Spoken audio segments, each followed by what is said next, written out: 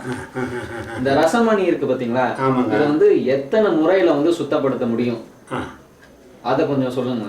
அதாவது ரசம் வந்துப்பா 8 விதமான தோஷம் இருக்குதுன்னு சொல்லியிருக்கிறாங்க பெரியவங்க.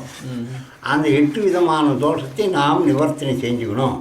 அந்த நிவர்த்தி தோஷம் என்றால் அதை பரிகாரம் என்றால் அதை சுத்தப்படுத்துறது. இதுக்கு தான் இது தோஷம்னு பேர். அதை முதல்ல என்ன செய்யணும்னு கேட்டீங்கன்னாக்கா, முதல் செங்கல் தூள் இருக்குது பாருங்க, செங்கல் தூளை போட்டு ரசத்தையும் போட்டு கல்வத்தில் போட்டு அரைக்கணும். அது வந்து ஒரு எப்படி இருந்தாலும் ஒரு அரை ஜாமும் ஒரு ஜாமும்னாவது அரைச்சோம்னாக்கா அதில் இருக்கக்கூடிய நாகம் இதுங்கெல்லாம் வந்து போயிடும். அர்த்தமாச்சுங்களா? அப்போ அது சுத்தமான மாதிரி ஒன்று சுத்தம். அடுத்தது சுத்தம் என்னன்னு கேட்டிங்கன்னா, இந்த பூச்சி 8 பூச்சி கூண்டு கட்டுது பாருங்க, அதுக்கு ஒட்டரைன்னு பேர் சொல்லுவாங்க. அந்த ஒற்றையை எடுத்துக்கிட்டு வந்து அதை வந்து போட்டு திரியும் அது ஒரு அரை ஜாமம் அதாவது அரைச்சி க்ளீன் பண்ணோம்னா அது ஒரு சுத்தி. 2 சுத்தி. 3வது சுத்தி மஞ்சள் தூள் இருக்குது பாருங்க, அதை போட்டு அரைக்கணும். அதை அரைச்சி எடுத்தோம்னாக்கா அது ஒரு 3வது சுத்தி. அப்புறம் திருகடுகுன்னா சுக்கு மிளகு திப்பளி, இதை 3 சமநிலையாய் போட்டு கஷாயம் காய்ச்சி அந்த கஷாயத்தில் அரைச்சி எடுக்கிறது அது ஒரு சுத்தி. திருவராஜி என்பது கடுக்காய், தானிக்காய், நெல்லிக்காய், இது 3 சமநிலையாய் போட்டு கஷாயம் காய்ச்சி அதில் இருந்து அந்த கஷாயத்தில் இதை அரைச்சி அர்த்தமாச்சுங்களா எடுக்கிறது அது ஒரு சுத்தி.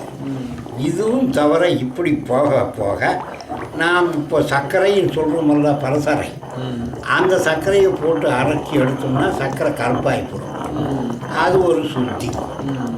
அப்புறம் இளநீரில் சுத்தம் செய்யணும். அப்புறம் எலுமிச்சம்பழத்தில் சுத்தப்படுத்தணும்.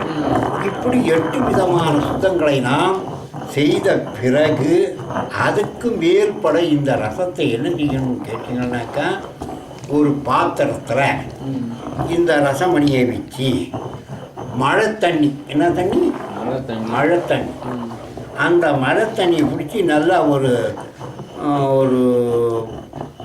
10 லிட்டர் தண்ணி, 10 லிட்டர் தண்ணியில் ஒரு 250 கிராம் ரசம், அதில் இந்த சுத்தம் பண்ண ரசத்தை அதில் போட்டு அதை வந்து ஒரே தீயாக எரிக்கணும்.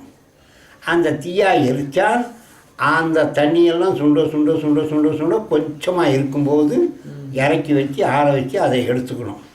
அதை எடுத்துட்ட பிறகு கடல் தண்ணியை சமுத்திர தண்ணியை ஒரு 5 கிலோ 5 படி அந்த காலத்தில் சொன்னாங்க. அந்த மாதிரி 5 படி தண்ணி என்னக்கா இன்னும் வர்றது ரொம்ப கஷ்டம். 1 படி தண்ணி, பெரிய படி தண்ணி, 1 படி தண்ணியில், அதாவது 3 கிலோ தண்ணின்னு வச்சுக்கோங்க, 3 கிலோ தண்ணியில் இந்த ரசமணியை போட்டு கொதிக்க வைக்கணும். கொதிக்க வச்சு எடுத்தோம்னா நல்லா பழம்னுட்டேன்னா ஒரு நல்ல ஒரு ஷைனிங், நல்ல கலராக நல்லா இருக்கும். அடுத்த மாதிரி இதுதான் சுத்தி. அதுக்கு மேற்பட்டு சில மூலிகைகளை போட்டு அதை அவங்க செய்யறது உண்டு. நியாயமான சுத்திகள் இதுதான்.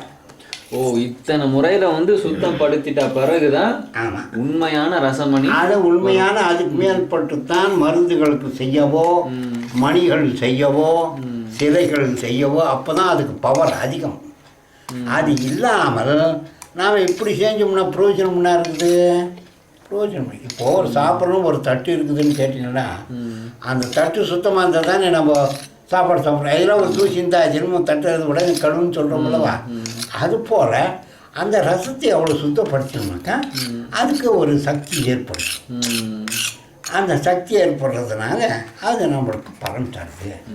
அது தரும்போது அதுக்கு ஒரு பெயர் உண்டு. அந்த பெயரை அதுக்கு உச்சரிப்பு தந்துக்கிட்டே இருக்கணும். எப்படி ஒரு குழந்தை பிறந்தா அந்த குழந்தைக்கு பேர் வைக்கிறாங்க இல்லையா? ஏதோ ஒரு கன்சாமி முன்சாமின்ட்டுன்னு, அப்போ தானே அவன் கடைசி மட்டும் அவனுக்கு பேர் வருது. அதுபோல் அந்த ரசமணியை நாம் செஞ்சுட்டோம்னு கேட்டிங்கன்னாக்கா அந்த மணிக்கு ஒரு பேர் அதுக்கு ஒரு சொல்லு இருக்குங்க. அந்த சொல்லை அவன் குரு முகாந்திரத்தை தெரிஞ்சுக்கினாக்கா அந்த மாதிரி அவனை நினச்ச மாதிரி அவனுக்கு வேலை செய்யும். இது உண்மை. ஆனால் இந்த காலத்தில் யாரும் அந்த அளவுக்கு முயற்சி செஞ்சு அந்த மாதிரி குருவுக்கிட்ட நாடலை, தெரிஞ்சிக்கல. அதனால் அது பொய்யன்னுவாங்க. அதுக்கு நான் என்ன பண்ணட்டும்?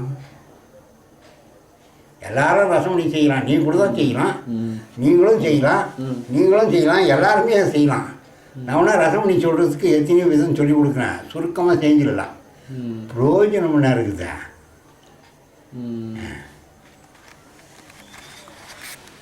அப்புறம் என்ன எதனா சொல்லணுமா? கலர் எப்படி வருதுல